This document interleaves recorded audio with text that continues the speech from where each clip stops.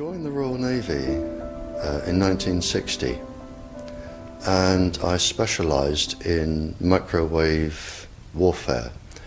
Radar, obviously, which uses microwave, but they don't just teach you radar, they teach you all about microwaves and other uses. So I understood about microwave warfare and how it can damage people, how it can harm people. And when I finished with the Royal Navy, I was also a diver in the Royal Navy, and microwaves are used in underwater mines as booby traps. Which actually got me interested, because I was actually taking a bomb to pieces underwater, and it was too complicated. And I brought it to the surface, and my partner that was on the surface said, "Don't be an idiot, take it back down." He said, "If somebody's beaming you with microwaves, they'll go right through you, and as you open the casing, trigger a photoelectric cell, and it'll blow all of us up." And he said, "If it doesn't go through to the bomb, it'll aim it at your head and make you make a mistake." And that's really got me interested from that point, because I thought, well, how can microwaves going into your brain make you make a mistake? And I asked a lot of questions. I have a very curious brain. And the forces, they're very good at explaining things and telling you things. So I did that, and I also did a medical course while I was in to help me understand everything. And when I left, a small part of my job was to question captured agents, spies, terrorists, because microwaves then were used as weapons, as they are today. It is a perfect stealth weapon, and when governments don't like a group of people, for instance, the ladies who protest at Greenham Common in England about the American missile base they camped, they were microwaved. We microwaved Catholics in Northern Ireland to make them sick. It goes on all over the world. And it's a weapon that you don't know you're being targeted, because the dose is very, very low, which is actually more dangerous than a high dose.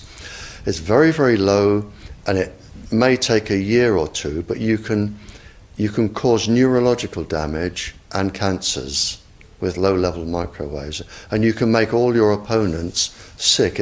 It's a perfect weapon for a government to use. So that was going on, and I gathered all the information about that from people who were captured from other countries to find out what technologies they had, what pulse frequencies they used.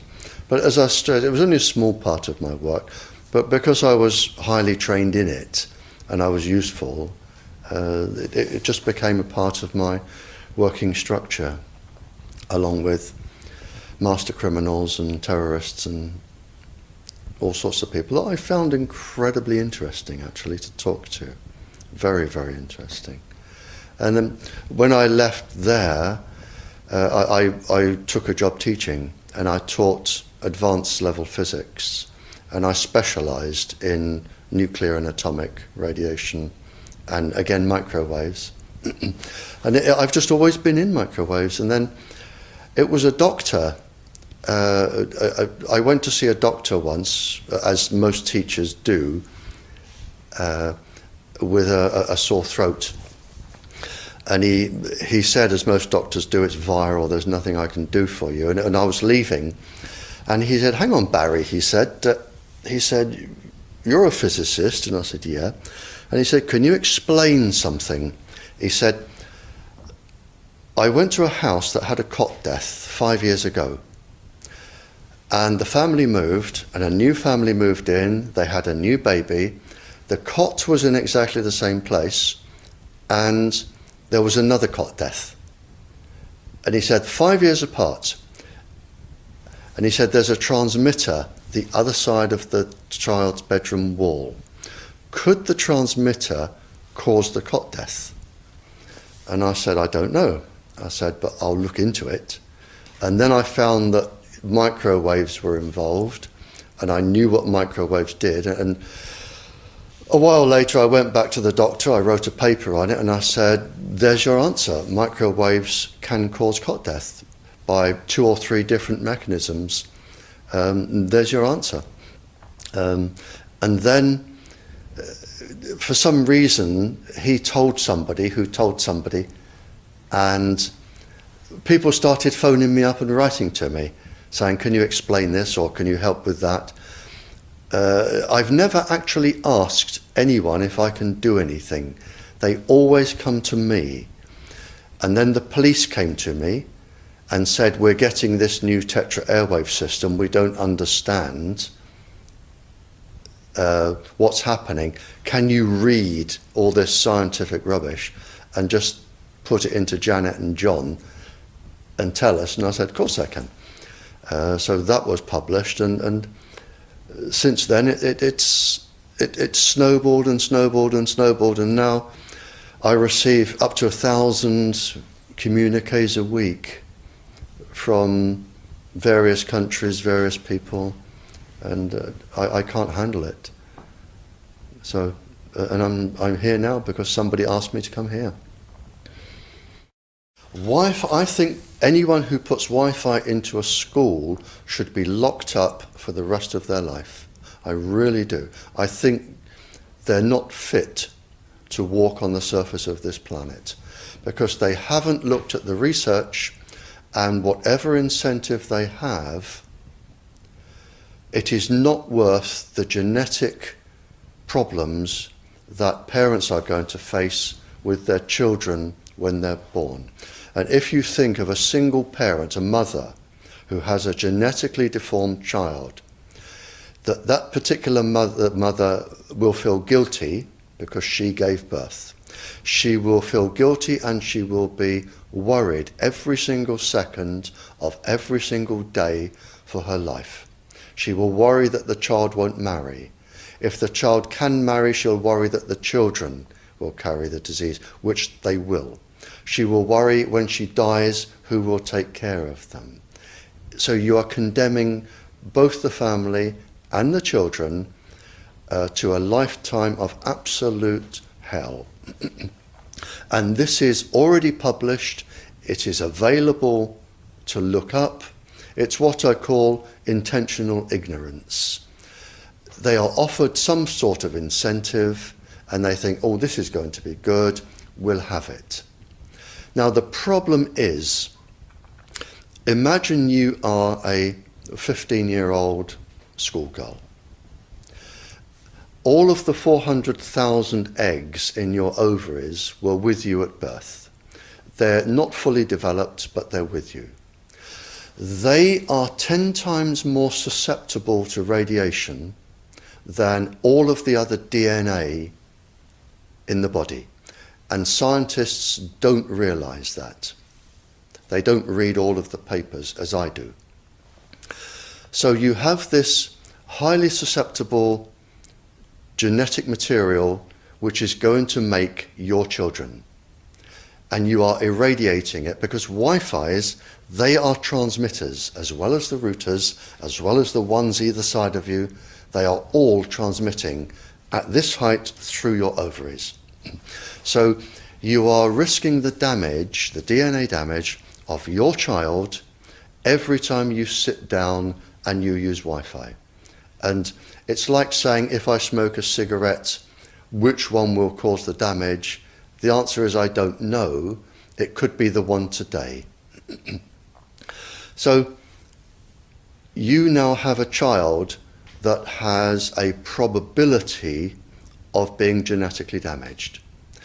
But the real damage is when that child grows up. You have genetic material in your ovaries which could be damaged. Now, the real problem comes, so you have a child that could be born genetically damaged, but the real problem comes when you become pregnant.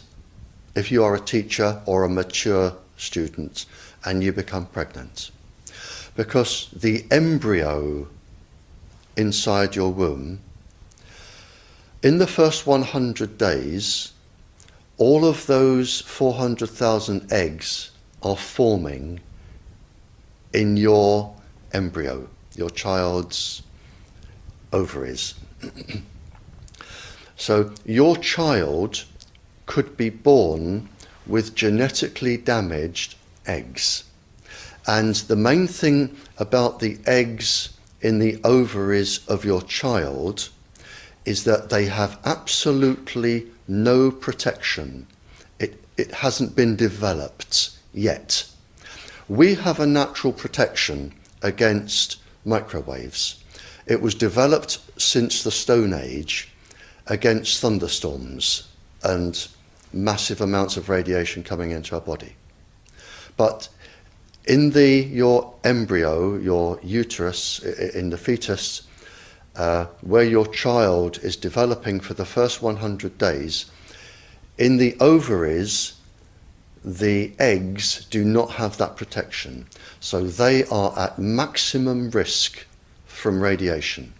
And for the first month or so, you wouldn't even know you were pregnant. You wouldn't even be taking precautions. That is the main danger area. So you give birth to a daughter, but her ovaries are now contaminated. She may be normal, she may be genetically damaged, but her ovaries are at the most risk. So when your daughter grows up and she becomes pregnant and has a baby, this is where one of these eggs will be fertilized and come out.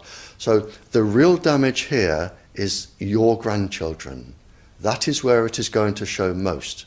And we already see this in animals that have reproductive cycles of a year or 2 years or 3 years. We're already seeing this, and it has been published by veterinary schools and vets and scientists, so we know this happens. And it's also been documented in the Cold War, when women were deliberately microwaved. So we know it does happen. The documents are there. And what you're risking by putting Wi-Fi into schools is the future generations of all of these girls.